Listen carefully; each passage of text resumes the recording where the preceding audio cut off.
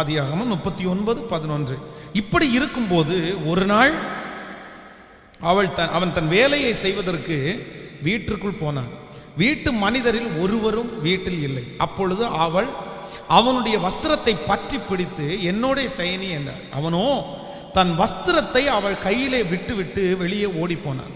அவன் தன் வஸ்திரத்தை அவள் கையிலே விட்டு வெளியே ஓடி போனதை அவள் கண்டபோது அவள் தன் வீட்டு மனிதரை கூப்பிட்டு, பாருங்கள், எபிரேய மனுஷன் நம்மிடத்தில் சரசம் பண்ணும்படிக்கு அவனை நமக்கு கொண்டு வந்தார்.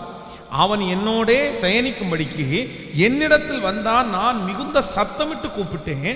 நான் சத்தமிட்டு கூப்பிட்டதை அவன் கேட்டு தன் வஸ்திரத்தை என்னிடத்தில் விட்டு வெளியே ஓடி போனான் என்று சொன்னான். அவனுடைய எஜமானன் வீட்டிற்கு வரும் அளவும் அவனுடைய வஸ்திரத்தை தன்னிடத்தில் வைத்திருந்து அவளை நோக்கி,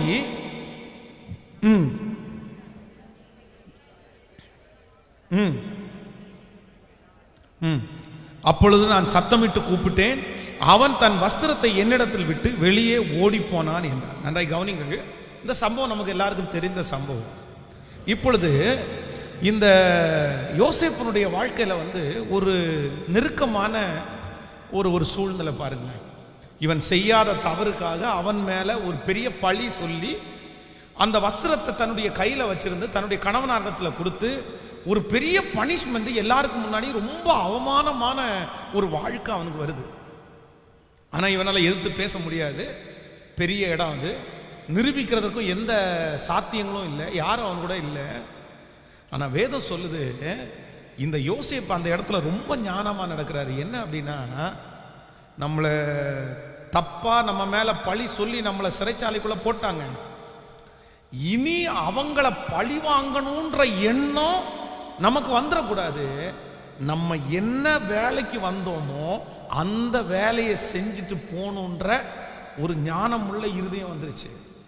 கவனிங்க, நாமாய் சிலராய் இருப்போமே, ஆனால் அந்த இடத்துல நமக்கு முதல் வர்றது என்ன அப்படின்னு சொன்னா, நான் வளர்றதே எதுக்காக வளரணும் அப்படின்னா, இவங்களை பழி வாங்குறதுக்காக வளரணும். நான் ஆசீர்வதிக்கப்படுறது எதற்காக ஆசீர்வதிக்கப்படணும்னா, நான் தப்பு பண்ணலேன்னு எல்லாருக்கும் முன்னாடியும் நிரூபிக்கிறதற்காக ஆசீர்வதிக்கப்படணும்னு நம்ம ஜெபம் பண்ணுவோம். ஆனா யோசேப்பு அத்தனை பிரச்சனை இருந்தோம், நான் என்ன விஷயத்துக்காக வந்தேன், நான் வந்த நோக்கம் என்ன? ஒன்று நினைத்து கொள்ளுங்க, நீங்க வளரணும் அப்படின்னா உங்க நோக்கத்தை நீங்க மறந்துட்டீங்க அப்படின்னா கண்டிப்பா உங்களால என்ன பண்ண முடியாதுன்னா வளரவே முடியாதுங்க. சிலர் இன்னைக்கு வளராம இருக்கிறதுக்கு என்ன காரணம் அப்படின்னு சொன்னா, வந்த நோக்கத்தை மறந்துடாங்க. ஒரு வேலை ஸ்தலத்தில் வேலைக்கு ஜாயின் பண்றாங்க, அங்க ஒரு பிரச்சனை வருது. நீங்க எதுக்கு பிரதர் வந்தீங்க, நீங்க எதுக்கு சிஸ்டர் அங்க இருக்கிறீங்க, உங்களுக்கு என்ன, நீங்க சம்பாதிக்கணும், சம்பளம் வாங்கணும், அவ்வளவுதான், உங்க ஃபேமிலியை பார்க்கணும், போயிட்டே இருக்கணும். அங்க 1000 சூழ்நிலை நடக்கலாம், 1000 எதிராளிகள் நடக்கலாம். ஆனா நீங்க பழி வாங்கணும், நீங்க என் கூட இருக்கிறத நிரூபிக்கணும், அவனுக்கு ஒரு பாடம் கற்பித்து கொடுக்கணும். அப்படிப்பட்ட காரியத்தில், உங்களுக்கு தேவையில்லாத காரியத்திலே நீங்கள் காலடி எடுத்து வைப்பீங்கன்னா உங்களால் கண்டிப்பாக என்ன பண்ண முடியாதுன்னா வளரவே முடியாது. எத்தனை பேர் ஆமோதிக்கிறீங்க? நான் ஒரு சம்பவத்தை உங்களுக்கு சொல்லி ஜெபித்து முடிக்கிறேன். திருச்சபையில் பெண்கள் மாநாடு ஒன்று நடந்து கொண்டிருக்கிறது. அந்த பெண்கள் மாநாடுக்கு அப்போ ஒரு 150 பேர் 200 பேர் வந்திருக்காங்க.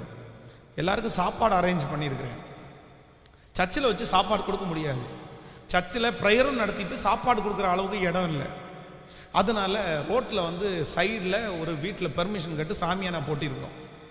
சாப்பாடு 11 மணிக்கெல்லாம் வந்துருச்சு.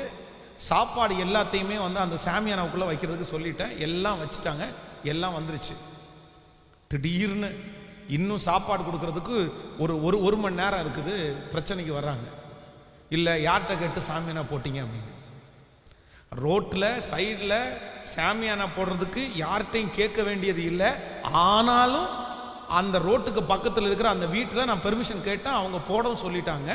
பிரச்சனை பண்ணணுன்னே ஒரு 6 பேர் என்கிட்ட நிற்கிறாங்க. எப்படி நீங்கள் ரோட்டு போகலாம், கார் எடுத்துகிட்டு போக வேண்டாமா, பைக் எடுத்துகிட்டு போக வேண்டாமா, 2 கார் போகிற அளவுக்கு இடம் இருக்குது. அது பெரிய ரோடு, அது யாருக்கும் எந்த டிஸ்டர்பன்ஸும் இல்லை. நான் சொல்லி பார்த்தேன், எந்த டிஸ்டர்பன்ஸும் இல்லைன்னு சொல்லி பார்த்தேன். இல்லை இல்லை இல்லை, எங்களுக்கெல்லாம் டிஸ்டர்பன்ஸாக இருக்குது, நீங்கள் இந்த இதை உடனே ரிமூவ் பண்ணணும். அப்போ நான் அவங்கள்ட்ட ரிக்வஸ்ட் பண்ணி சொல்கிறேன், இல்லை பிரதர், இன்னும் ஒரு அரை மணி நேரம் 1 மணி நேரத்துக்குள்ள சாப்பாடு கொடுத்துருவோம். சாப்பாடு கொடுத்த 10 நிமிஷத்தில் நான் அந்த இதை சாமியை நான் கழட்ட சொல்கிறேன் அப்படின்னு. எங்களுக்கு எல்லாம் அப்படிலாம் தெரியாது. அவங்க வீடு இந்த தெருவில் இல்லை, அவங்க இந்த ஏரியாக்காரங்க இல்லை, இல்லை எங்களுக்கு கலட்டணும் அப்படின்னாங்க. ஒரு பக்கத்தில் என் பக்கத்தில் என்ன சர்ச்சில் ஒரு பிரதருக்கு பயங்கரமான கோபம் வந்துச்சு. நான் பாஸ்டர் பேசிட்டு இருக்கிறான், அவன் நம்ம எங்கே போட்டிருக்கிறோம், நீ விட்டுருங்க நான் போகிறேன் அப்படின்னு சொல்லிட்டு ரொம்ப கோபமாக போனவரை கையில் பிடிச்சிட்டேன். வேணாம் பிரதர் விட்டுருங்க, நான் பேசிக்கிறேன் அப்படின்னு சொல்லிட்டு கூட்டு வந்து அவங்கள்ட்ட கேட்டேன், கண்டிப்பாக சாமியை நம்ம கலட்டணுமா பிரதர் அப்படின்னு கேட்டேன். கலட்டி ஆகணும் அப்படின்ட்டாங்க.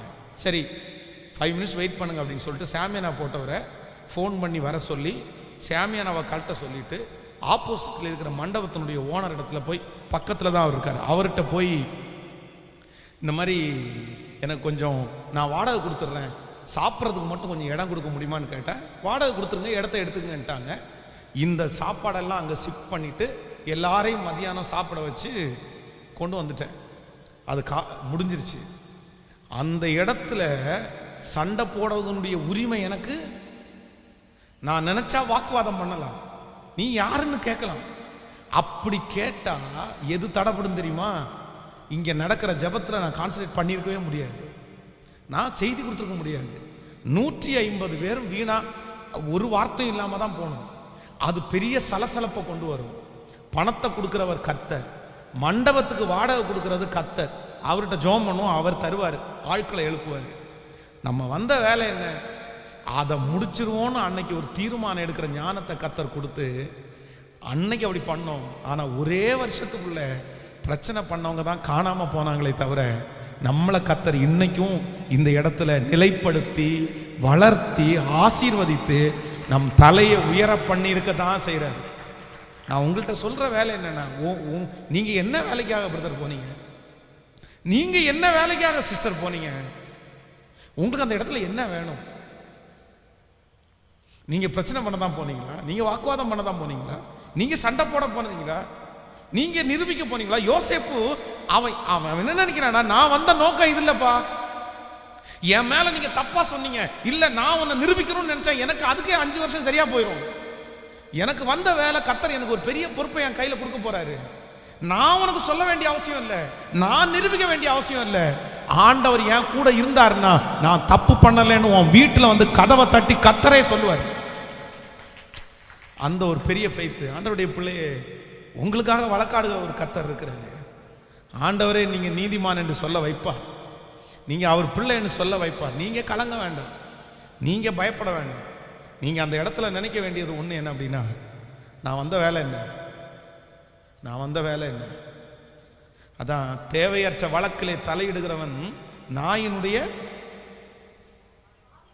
காதை பிடிச்சி இழுக்கிறவனுக்கு சமமா இருப்பான். நாயினுடைய காதை பிடிச்சி இழுத்தா சும்மா விட்டுருமா நம்மள? நிறைய பேர் அதனால தான் கடி வாங்கிட்டு உட்காந்துருக்கோம்.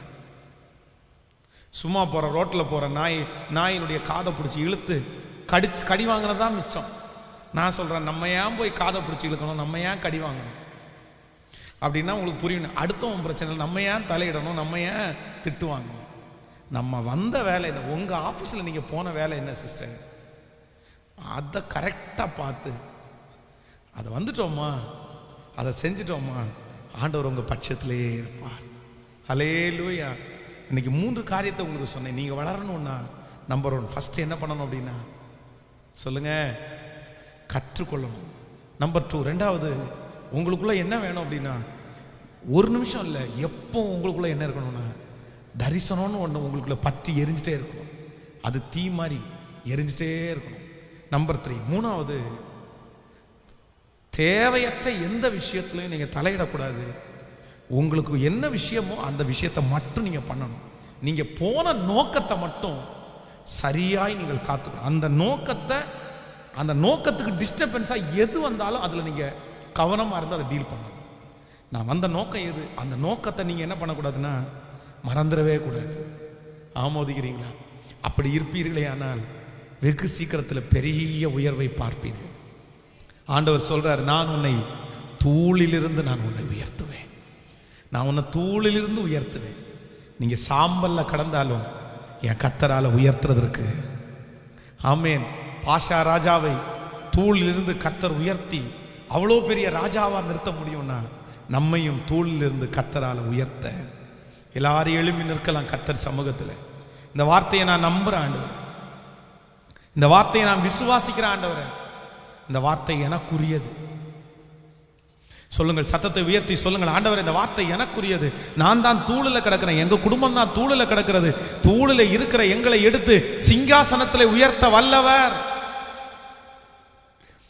சொல்லுங்க, இந்த வார்த்தையை நம்புறேன்னு சொல்லுங்க ஆண்டவரை பார்த்து. ஹல்லேலூயா, ஹல்லேலூயா, ஹல்லேலூயா. அவர் சிறியவனை 1000 மாற்றுகிறவர், எளியவனை குப்பையிலிருந்து எடுத்து உயர்த்தி ராஜாக்களோடு நிற்க வைக்கிறவர் நம்முடைய கர்த்தர். ஓ ஹல்லேலூயா. சிறியவனை 1000 மாற்றிடக்கூடும், எளியவனை சேற்றிலிருந்து தூக்கிடக்கூடும். சொல்லுங்க, சிறியவனை 1000 மாற்றிடக்கூடும், எளியவனை சேற்றிலிருந்து தூக்கிடக்கூடும். என் தேவனால் கூடாததொன்றுமில்லை, என் தேவனால் கூடாததொன்றுமில்லை. சத்தமா, என் தேவனால் கூடாததொன்றுமில்லை, என் தேவனால் கூடாததொன்றுமில்லை. கண்கள் காண அற்புதங்கள் செய்திடக்கூடும், என் வேண்டுதல்கள் எல்லாம் நிறைவேற்றிடக்கூடும். கண்கள் காண அற்புதங்கள் செய்திடக்கூடும், என் வேண்டுதல்கள் எல்லாம் நிறைவேற்றிடக்கூடும். என் தேவனால் கூடாததொன்றுமில்லை. சத்தமாய் சொல்லுவோம், என் தேவனால் கூடாததொன்றுமில்லை. ஹல்லேலூயா. என் தேவனால் கூடாததொன்றுமில்லை, என் தேவனால் கூடாததொன்றுமில்லை. என் தேவனால் கூடாதது. தேவனால் கூடாததொன்றுமில்லை.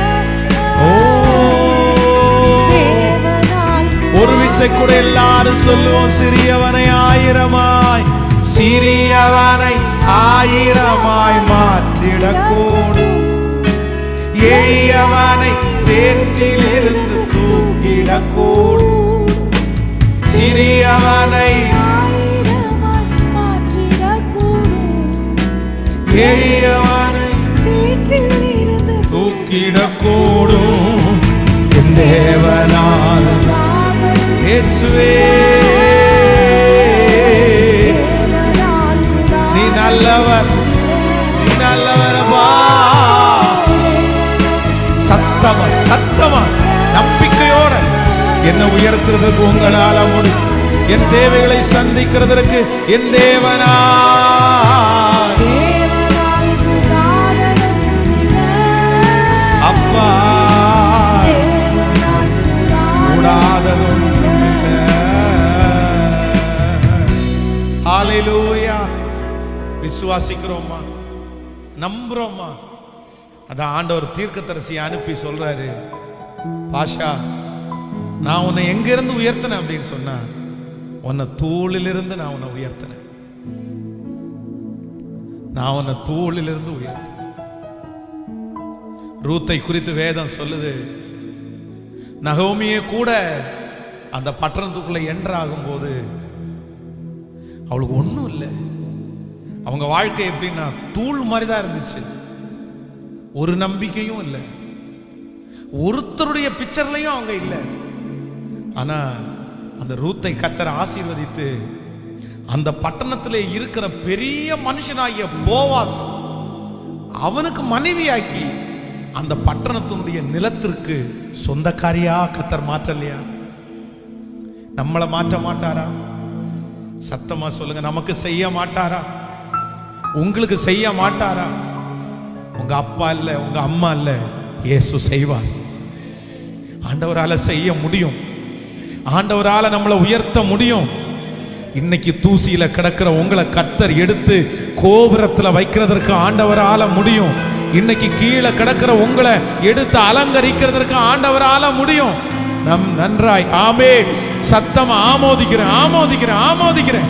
உங்க தலையை நிமிர பண்றதற்கு ஆண்டவரால முடியும். உங்களை ரட்சிக்கிறதற்கு கர்த்தரால முடியும். ஹல்லேலூயா, அவரால முடியும். நம்ம நேற்றுக்கு நம்ம தியானிச்சது மாதிரி ஐஸ்வர்யமும் கனமும் அவராலே.